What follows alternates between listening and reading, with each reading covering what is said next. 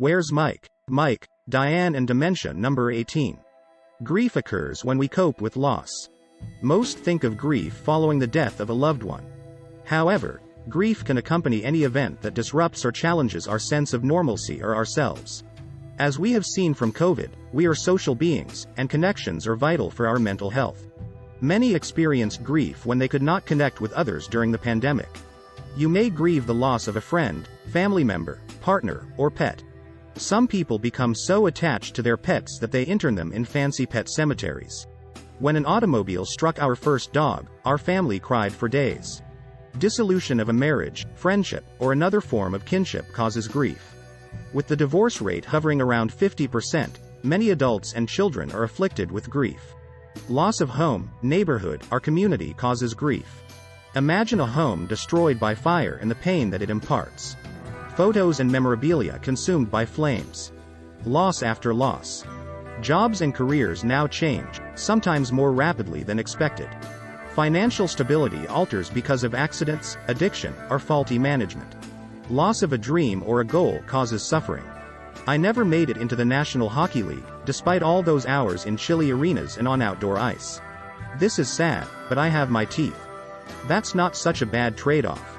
Loss of health causes pain and sorrow. I identify with that, having been an accomplished athlete and now barely able to walk. Loss of youth may be difficult to accept, as shown by the rise of plastic surgery and the increased social pressure on women in particular to look forever young. Something as basic as infertility may damage a relationship. Fortunately, there are solutions, but many are expensive. You may grieve your own loss of life as you prepare for death. People diagnosed with terminal illnesses often grieve, not having the time to experience or achieve things they want to do. In Kubler-Ross's first stage, denial, individuals trust the diagnosis is mistaken. They cling to a false, preferable reality. Some politicians are masters of this stage.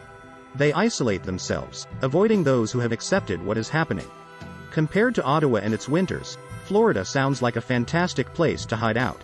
I did not experience pure denial when the geriatric doctor diagnosed Diane in Niagara.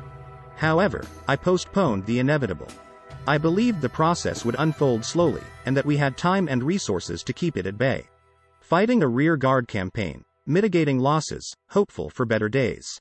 The latest version of the movie, All Quiet on the Western Front, performs a masterful job with this process, revealing a German officer who ruthlessly orders his retreating troops back into the front lines to be slaughtered in muddy trenches, filled with their blood.